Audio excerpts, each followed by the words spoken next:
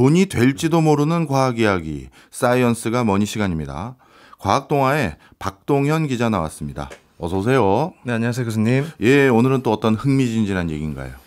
교수님, 우선 요즘 날씨가 너무 덥지 않나요? 그렇죠. 죽겠습니다. 저도 어디론가 그냥 훌쩍 떠나고 싶은데요. 예. 제가 왜 말씀드렸냐면 오늘 주제가 바로 이 휴가로 해외여행 가시는 분들에게 좀 와닿을 내용이기 때문인데요. 예. 아무래도 교수님은 평소에도 해외로 출장을 자주 가시면서 비행기 네. 자주 타실 것 같은데. 그렇죠. 예. 그런데 혹시 기후위기 때문에 이 하늘길이 점점 더 위협받고 있다는 거 알고 계셨나요? 그건 잘 모릅니다. 이 비행 코스 자체가 이제 하늘이 자꾸 불안정해지면서 예. 막 바뀌고 이 사고가 일어나는 경우가 자꾸 늘고 있는데요. 그래서 오늘은 이 보이지 않는 위기인 비행기 난기류에 대해서 이야기해 보려고 합니다. 비행기 난기류요? 네, 난기류. 터뷸런스라고도 하는데요. 예. 이거는 제가 좀 느끼는 것 같습니다. 저도 비행기를 그래도 곧잘 타게 되는 일들이 있는데 네. 예전보다 기체가 많이 흔들릴 때가 있는 것 같아요. 그렇죠. 저도 요즘 많이 느끼는데요. 그죠? 네. 그게 그냥 어떻게 보면 우연히 그런 게 아니라 이상기후 현상, 이것과 관련이 있나 보죠? 네, 이상기후가 이게 점점 더 많이 이런 흔들림을 만들어내고 있다고 말들이 많이 나오고 있는데요. 예. 혹시 교수님 비행기 타실 때 그러면 갑자기 급격하게 흔들리면서 벨트 착용하라 이런 기내 방송 들으신 적 있나요? 벨트 착용하라는 방송은 너무 잘 듣고요. 네. 심지어는 뭐 얼마나 이게 갑자기 급 강화한 건지 모르겠는데 몸이 약간 떴다라는 느낌이 들 정도로 강화되다 보니까 옆에 있는 아이들 막 울고 막 그렇죠. 승객들 막 깜짝 놀라서 소리 지르고 그런 적도 있습니다. 저도 그런 기억들이 좀 많이 떠오르는데요. 예. 아마 비행기 몇 번 타보신 분들은 다 공감하실 것 같아요. 이제 그게 다 난기류라는 현상 때문입니다. 이건 과학동화 7월호에 소개된 특집 기사를 토대로 한번 설명을 드려보겠는데요. 난기류 설명에 앞서 우선 이 난류라는 개념에 대해서 좀 알아야 될 것 같습니다. 예. 난류라고 하면 혹시 뭐 공기나 물같이 그냥 제멋대로 흐르는 물체들을 유체라고 하거든요. 예. 이 유체들이 막 한 번씩 막 불규칙하게 요동칠 수가 있잖아요. 예. 공기 같은 경우는 바람이 막 심하게 분다든가 예. 이런 현상을 난류라고 하는데요. 예. 비행 중에 이런 난류를 만날 때 그 현상을 이제 난기류라고 부르는 거라고 보시면 됩니다. 네. 또 이런 난류는 이제 발생 원인에 따라서 크게 세 가지 정도로 구분할 수 있을 것 같은데요. 첫 번째는 기하학적 난류. 기하학적 난류. 그냥 쉽게 말씀드리면 혹시 예. 교수님 뭐 빌딩숲 같은 뭐 도심지 걸을 때 예. 갑자기 고층 건물 사이로 바람이 확 맞은 그런 빌딩풍 알죠. 네, 맞으신 경험 있으시죠? 한겨울에는 너무 추워집니다. 맞아요. 살 떨리는 그런 바람인데요. 뭐 쉽게 말해 그런 거대한 구조물이나 뭐 산과 같은 지형들이 있으면 공기가 급격하게 막 치솟고 막 그런 난류가 만들어져서 비행기가 막 거기를 통과할 때 막 흔들리는 그런 경우라고 보시면 될 것 같아요. 뭐 이걸 그래서 뭐 공기가 산을 넘어가면서 발생하는 산악파 난류라고 부르는데요. 네. 또 다음으로 대기 자체가 불안정할 때도 이 난류가 만들어집니다. 네. 뭐 아무래도 이 대기라는 게 그냥 평소에도 그냥 공기가 막 제멋대로 왔다 갔다 하잖아요. 예. 그렇기 때문에 그냥 난류라는 게 언제든지 발생할 수 있는데 흔히 상식으로 따뜻한 공기가 보통 위로 가고 차가운 공기가 아래로 움직이죠. 네. 이런 움직임들이 공기의 흐름을 많이 만들어내다가 막 이런 어지럽히는 난류도 만들어냅니다. 또 이런 과정 속에서 공기가 막 얽히고 설키고 올라가다 보면 덩어리 모양의 구름, 대류운이 만들어지는데요. 이 대류운이라는 건 이제 공기의 대류로 만들어진 구름인 만큼 그 자체로 이 난류를 품고 있는 그런 구름이라고 보면 될 것 같아요. 네. 그래서 지금까지 말씀 쭉 듣고 보니까 그 난류가 생기는 이유가 기하학적인 이유, 그 다음에 대기가 불안정해서 이 두 가지를 크게 꼽아 주셨는데, 그러면 비행기를 타고 이동할 때 난기류를 우리가 접하게 되는 건 이 중에서 당연히 대기가 불안정한 것과 관련이 큰 것 같고요. 네, 그럼 그렇죠. 그거는 이상기후 현상 때문에 그렇다는 건가요? 물론 영향이 있는데 이거는 자연 현상으로 보시면 될 것 같아요. 일단 기상이라는 게 우리가 보통 보면 뭐 비나 눈이 오는 것도 그냥 흔히 일어나는 일들이잖아요. 근데 이상기후가 이제 가미가 되면 이런 것들이 좀 더 자주 강하게 만들어낸 뭐 현상이라고 이해하시면 될 것 같아요. 네. 난기류 종류에 대해서 말씀드리고 있었는데 혹시 뭐 맑은 하늘에서도 비행기가 보통 구름 위를 넘어가면 하늘이 확 맑아지잖아요. 그런데도 막 비행기가 흔들린 적 있지 않나? 저 많이 경험했습니다. 그렇죠. 저도 많이 경험했어요. 그래서 바깥을 한번 쳐다봤어요. 그랬더니 해가 쨍쨍 있고 맑더라고요. 그렇죠. 전 비 와서 그러나 했더니.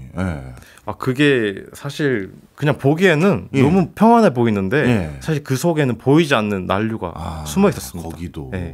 그래서 이거를 뭐라고 하냐면 청천 난류라고 하는데요. 이 청천이라는 게 이제 말 그대로 맑을 청자에 하늘 천자를 따서 이제 맑은 하늘의 난류라고 생각하시면 될 것 같아요. 그래서 이 청천 난류가 있기 때문에 우리가 뭐 그런 맑은 하늘에서도 흔들림을 겪게 되는데, 이 청천 난류에 대해서 조금 더 설명을 드리자면 속도가 서로 다른 기류가 만날 때 팍 부딪히면서 만들어지는데, 좀 쉽게 설명드리자면 질서 있게 사람들이 막 한 줄 서기로 가기도 하는데 막 공원이나 역 같은 곳 가면 막 이리저리 움직이면서 막 부딪히기도 하잖아요. 그렇죠. 난류, 뭐 대류 이런 기류들도 막 하늘에서 지멋대로 움직이는 경우가 많아가지고 기류들이 한 번씩 탁 크게 부딪힐 때가 있어요. 그러면 이제 크게 막 마찰이 팡 생기는데 그때 비행기가 거기를 지나갈 때 겉보기엔 맑은데 숨어있던 난류가 비행기를 막 흔드는 거였거든요. 청천 난류가 보통 제트 기류가 강하게 만들어질 때 보통 나타나는데 제트 기류는 지구 북반구에서 막 빠르게 움직이는 그런 공기 흐름이라고 보면 될 것 같아요. 크게 지구가 둥글고 또 지구가 혼자서 막 돌기 때문에 일어난다고 보시면 될 것 같은데, 일단 지구가 둥그니까 뭐 적도 같은 지역은 태양빛이 아무래도 면적이 넓게 많이 오잖아요. 그럼 자연스럽게 남극, 북극 같은 극지방보다는 온도가 더 올라가고, 그러면 이제 공기의 두께나 뭐 압력에도 이런 영향이 가거든요. 그렇겠네요. 그런 것들이 이제 고기압층을 만들고 또 상대적으로 뭐 극지방 쪽이나 다른 지역 쪽에는 뭐 다른 저기압층을 만들어서 공기가 보통 고기압에서 저기압으로 흐른다고 하잖아요. 이제 그런 흐름으로써 우선 바람이 만들어지거든요. 그런 바람이 그냥 만들어져서 쭉 가면 좋겠는데, 이게 또 지구가 혼자서도 막 돌다 보니까 공기가 그냥 직선으로 가게 안 놔둡니다. 이게 지구가 도는데 이제 북반구, 남반구로 나뉘잖아요. 그래서 이제 북반구로 가면 갈수록 공기가 막 오른쪽으로 휘게 되고, 또 남반구로 가게 될수록 왼쪽으로 막 휘게 되거든요. 이렇게 막 난립하는 기류들이 만나서 이제 제트 기류라는 걸 형성하게 되는데, 이 제트 기류가 한 번씩 막 불안정하게 요동치면 서로 부딪힐 때가 있어요. 그런 경우가 이제 하늘길에도 많이 마주치게 되는데, 그럴 때 우리가 맑은 하늘에서도 막 요동치는 청천 난류를 경험하는 겁니다. 그렇군요. 말씀을 쭉 듣고 보니까 이게 뭐 폭우가 오거나 폭설이 와야 난기류를 우리가 접하는 게 아니라 멀쩡한 날에도 난기류를 자주 접하게 되는 거네요. 그렇죠. 보통 막 눈보라치고 막 이런 극한 기상일 때만 비행기를 타면 안 된다고 생각하는데, 이런 공기가 뭐 쉽게 말해서 우리 눈에 안 보이잖아요. 눈에 안 보이는데 자기들끼리 막 빠르게 막 흐르고 있고, 그래서 안 보이는 그런 난류들이 곳곳에 숨어 있다고 보면 될 것 같아요. 그럼 최근 통계적으로는 우리나라 항공기들이 난기류 자주 맞닥뜨립니까? 뭐 결론부터 말씀드리자면 점점 더 맞닥뜨리고 있다고 말씀드려야 될 것 같아요. 사실 이 난류라는 것 자체는 아까 말씀드렸다시피 그냥 일반적인 기상 현상이라고 보면 되거든요. 그냥 예전에도 그냥 과학 기술이 발전하기 전에도, 또 기후위기가 이렇게 심하기 전에도 비나 눈이 항상 왔잖아요. 근데 이런 현상이 점점 더 늘고 있는 게 문제가 되고 있어요. 구체적으로 통계를 한번 말씀드리자면, 국토교통부가 작년 한 해 동안 국내 항공기들이 맞닥뜨린 이 난기류 사례를 통계로 추합했는데 무려 이때 27,800건이 넘었습니다. 이게 그 직전 해인 2023년에 비하면 35%나 증가한 수치인데, 1년 만에 35%요? 그렇죠. 3분의 1 이상이 늘었죠. 더 큰 문제가 있습니다. 앞으로 이런 증가 추세가 더 늘 거라는 건데요. 실제로 영국 레딩 대학교에서 재직한 뭐 폴 윌리엄스 교수가 2023년에 한 연구에 따르면 1979년부터 약 40년 동안 강력한 청천난류 발생 건수가 총 55% 증가했다고 이런 연구를 발표하기도 했거든요. 또 이런 아무래도 기후 위기 때문에 이 난류가 점점 심해지니까 국제 사회에서도 많이 우려를 하고 있어요. 또 기후 위기 시나리오라는 걸 한번 말씀드리고 싶은데, 이 시나리오는 IPCC라고 하는 국제 뭐 정부 협의체라는 기후 위기 관련한 정부 협의체인데 네. 여기서 기후 위기 관련한 미래 여러 시나리오를 만들어요. 뭐 예를 들어 우리가 아주 정직하게 뭐 저탄소, 제로 탄소를 잘 지켰을 때 예. 이런 미래가 올 거고, 반대로 지금처럼 막 흥청망청 개발 경쟁하고 전기 생산하고 이런 것들을 그대로 놨을 때 어떻게 될지 그런 시나리오가 5단계 정도가 있는데 네. 좀 최악의 상황이 5단계예요. 예. 비관적인 시나리오. 지금처럼 그냥 화석연료를 계속 쓰고 막 자동차 많이 타고 예. 막 그런 건데, 이 시나리오대로라면 2100년 뭐 다음 세기 때 지구 평균 기온이 지금보다 4.4도 정도나 오를 거라고 지금 경고가 나오고 있어요. 야, 지금도 더워 죽겠는데. 그렇죠. 네, 또 그런 아무래도 온도가 올라가면 예. 여러 부수적인 기후들이 많이 나오잖아요. 네. 그중에 이 난류도 한 2배 가까이 많아질 수 있다고 경고를 하고 있습니다. 그렇군요.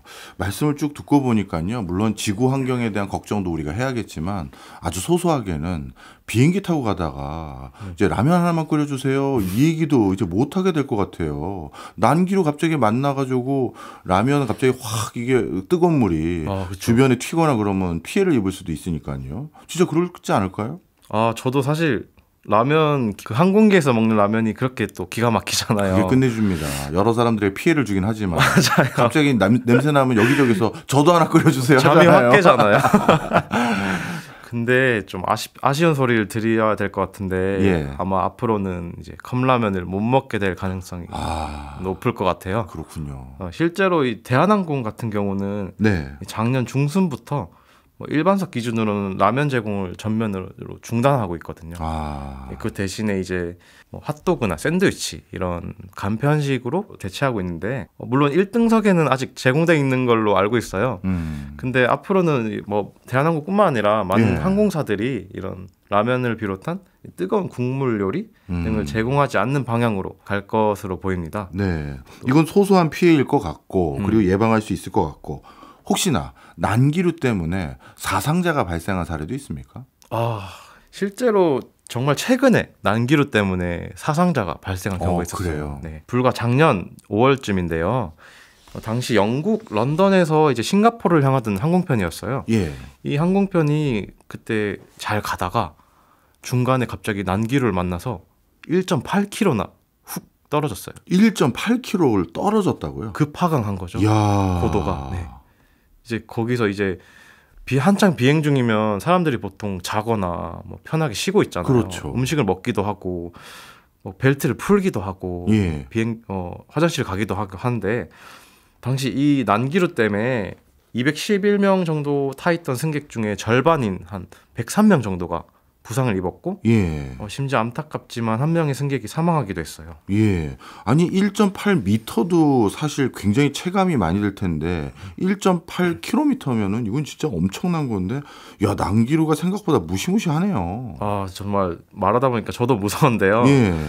그러면 이런 난기류 같은 거를 뭐 듣다 보면 뭐 어떻게 예측해야 되나 이런 궁금증이 들 것 같아요. 그리고 어떻게 또 방지할 수는 있는지 그것도 그렇죠. 궁금하고요. 지금 수준의 예측 시스템으로는 근데 좀 한계가 있습니다. 예.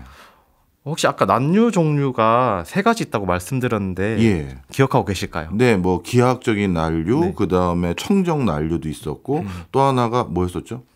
대류운 난류. 대류 난류. 네. 이 대류운 난류가 예측할 때 가장 어려운 난류로 꼽히는데요. 이 대류운 구름 속 자체에 막 상승기류, 하강기류 이런 게 막 섞여 있어요. 그래서 막 빙글빙글 돌고 있는 말 그대로 뭐 난류의 집합소인 셈이라고 보면 되는데, 이 대류운 난류가 예측하기도 힘든데 이 기후위기 때문에 더 많이 만들어지고 있고 또 더 강력해질 것으로 예측되고 있어요. 또 지금 한창 여름철인데 얼마 전까지만 해도 막 극한호우 이런 것도 난리 났었잖아요. 기후위기가 계속 심화되면 뭐 해수면 온도가 막 오르게 되고, 해수면 온도가 오르면 수증기가 막 공중으로 막 올라가거든요. 네. 그럼 이 올라가면 수증기가 그냥 가만히 있는 게 아니에요. 서로 뭉쳐요. 서로 뭉치면 구름이 되거든요.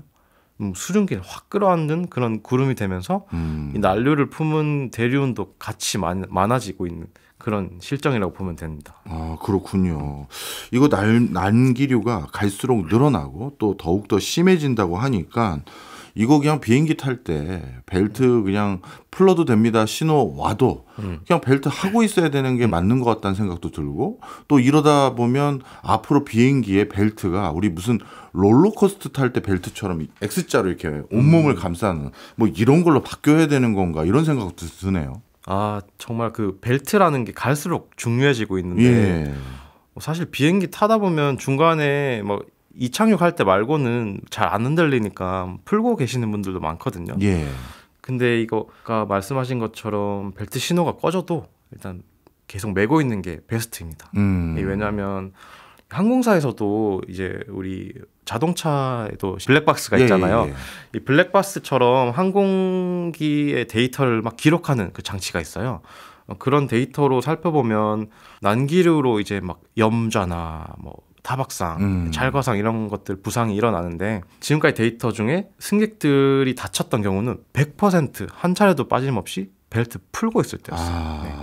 그래서 뭐 다시 말씀드리자면 안전벨트만 착용해도 부상은 줄일 수 있다는 거죠. 그래서 벨트 착용 신호가 꺼져도 웬만해선 착용하고 있다는 게 낫다고 계속 권장하고 있고요. 예. 아까 질문하셨던 것처럼 실제로 미래에는 뭐 자동차의 이 어깨 거리처럼 예. 뭐 이중 장치로 벨트를 맨다거나 정말 X자로 그렇게 멜 수도 있을 거라고 추측이 나오고 있는 상황입니다. 아, 그렇군요. 네. 야, 사실 이게 이제 우리가 다른 부분에도 좀 고민을 해야 될 게 분지 지형을 출항해야 될 때는 거기가 바람이 세게 불면 가끔 여기서 이륙을 못하는 지역들이 있어요. 대표적으로 그쵸. 우리나라에서 제일 가까운 데는 몽골의 울란바타르 공항 갈 때는 거기 바람이 많이 불면 여기서 안 뜨더라고요. 아, 맞아요. 한 2-3시간 비행기 안에 있었던 적도 있는데 이거 뭐 난기류까지 잦아지고 심해지면 앞으로 연착 지연 이게 더 일상화될 것 같은데요.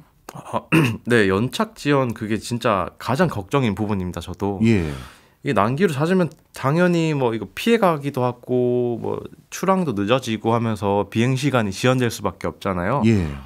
실제 우리나라에서도 그동안 이 기후 위기 난류로 인해서 우회한 사례가 꽤나 있었거든요. 대표적으로 하나 말씀드려보자면 2021년에 김포에서 제주로 향하던 국내선 비행기가 한반도 중간에 난류가 너무 심해져서 중국 쪽인 서해 그쪽으로 뺑 돌아갔거든요. 네. 그 당시 무려 460km 가량 우회했습니다.